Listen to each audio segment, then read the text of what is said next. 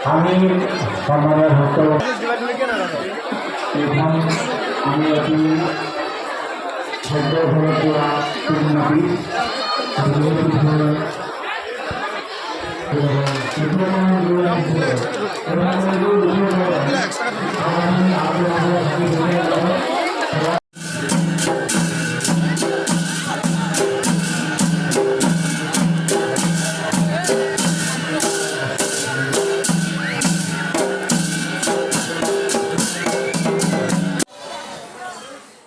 চিপাঝাৰৰ ঐতিহাসিক শক্তিপীঠ চিপাঝাৰৰ মনপুৰগড় শ্ৰী শ্ৰী মহাকালী মন্দিৰৰ প্ৰতি বছৰে যি কালী মহাকালী পূজা অনুষ্ঠিত কৰা হয়, এইবেলিও তিনিদিনীয়া কাৰ্যসূচীৰে অনুষ্ঠিত হৈছে।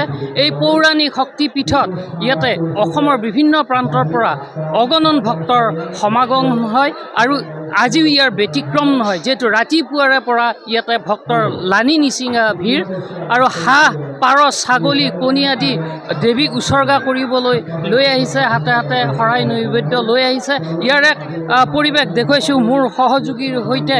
ইয়াতে এনেদৰে ৰাতিপুৱাৰ ভাগৰে পৰা অগণন ভক্তই ইয়াত চাকি বন্তি জ্বলাইছে, শৰাই নৈবেদ্য আগবঢ়াইছে আৰু প্ৰত্যেকেই দেৱীৰ নামত কিবা নহয় কিবা এটা হাঁহ পাৰ ছাগলী পঠা ছাগলী ইত্যাদি আগবঢ়াই তেওঁলোকে দেৱীৰ আশীৰ্বাদ ল'বলৈ ইয়াতে আহি উপস্থিত হৈছে আৰু এনেধৰণে সোঁত বৈছে অগণন ভক্তৰ।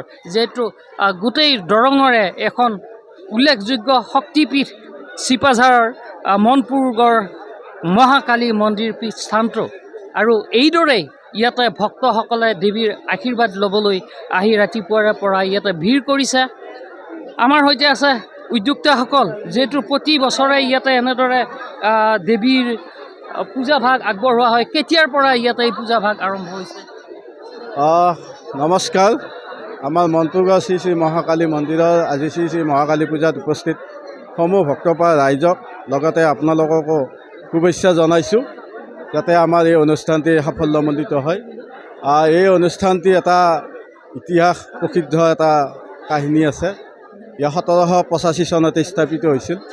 ইয়াত এগৰাকী ব্যক্তিৰ যে সপোন দেখিছিল এটা মন্দিৰ প্ৰতিষ্ঠা কৰাৰ, আৰু তেতিয়াই এই মন্দিৰটো প্ৰতিষ্ঠা কৰি যাতে এই সমাজৰ পৰা বা এই অঞ্চলৰ পৰা বিপদ আপদ অপাৰ অমংগল দূৰ হয়, সেই উদ্দেশ্যে এই মন্দিৰটো স্থাপন কৰি ইয়াত শ্ৰী শ্ৰী মহাকালী পতাৰ এটা যি সেই ব্যক্তিগৰাকী সপোনত দেখুৱাইছিল, তেতিয়াৰ পৰাই গতানুগতিকভাৱে আজিৰ তাৰিখলৈ এই পূজা ভাগ চলি আছে।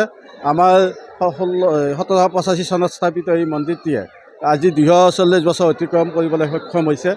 আমাৰ যিমান বছৰৰ পৰা ইয়াত আৰম্ভ হৈছে, প্ৰতি বছৰে এটা নতুনত্ব দিশ এটা আগবাঢ়ি গৈ আছে।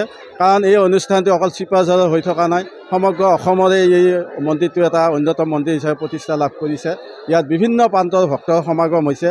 আমি ৰাতিপুৱা 5 বজাৰ পৰাই যি মানুহৰ লানি নিচিঙা ভিৰ, সঁচাকৈ আমি আনন্দিত হৈছোঁ যে এই মহামায়া মা কালী মন্দিৰটিয়ে সমগ্ৰ অসমৰ ভক্তক আকৰ্ষণ কৰিব পাৰিছে আৰু এই মন্দিৰটো তেওঁলোকৰ যি সুবিধা কৰিছে অলপ সেমেকা, তথাপিও ভক্তৰ যথেষ্ট ভিৰ আমি দেখিছোঁ। আন এগৰাকী আছে, কি খবৰ দাদা? যিহেতু প্ৰতি বছৰে এইদৰে পূজা ভাগ আগবঢ়াই আহিছে, মানুহৰ কিন্তু বতৰ বেয়া হোৱা সত্ত্বেও অগণন মানুহৰ ভিৰ।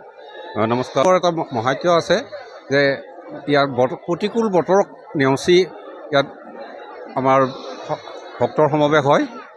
আপোনালোকে দেখিছে আজি এতিয়া কিনকিনীয়া বৰষুণ ৰাতিপুৱাৰ পৰা দিছে যদিও সেই বৰষুণক আওকাণ কৰি হেজাৰ হেজাৰ ভক্তই ৰাতিপুৱা 5 বজাৰ পৰা ইয়াত সমবেত হৈছেহি।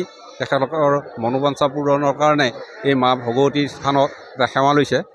গতিকে আমি আশা কৰোঁ বতৰ কিছু ফৰকাল হ'ব আৰু সন্ধিয়ালৈ মানুহৰ এই জনসমাগম চলি থাকিব। নিশ্চয়। আৰু ভক্তসকল আছে, এগৰাকী ভক্ত আহিছে, আপুনি ক'ৰ পৰা আহিছে? মই দৌৰিপাৰাৰ পৰা আহিছোঁ। ইয়াৰ পৰা 10 কিলোমিটাৰ দূৰ হয়।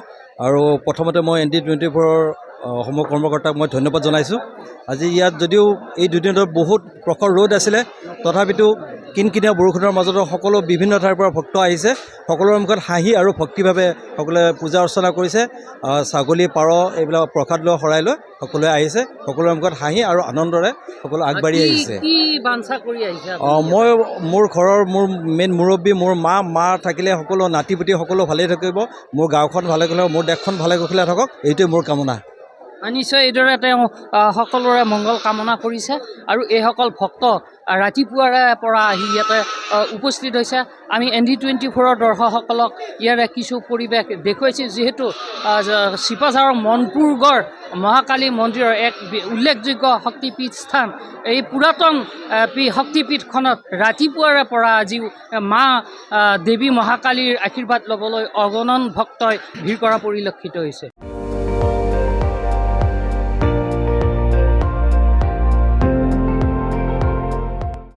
আপুনি চাই আছে ND24, সৰ্বশ্ৰেষ্ঠ নহয় সৰ্বোত্তমৰ দৌৰ।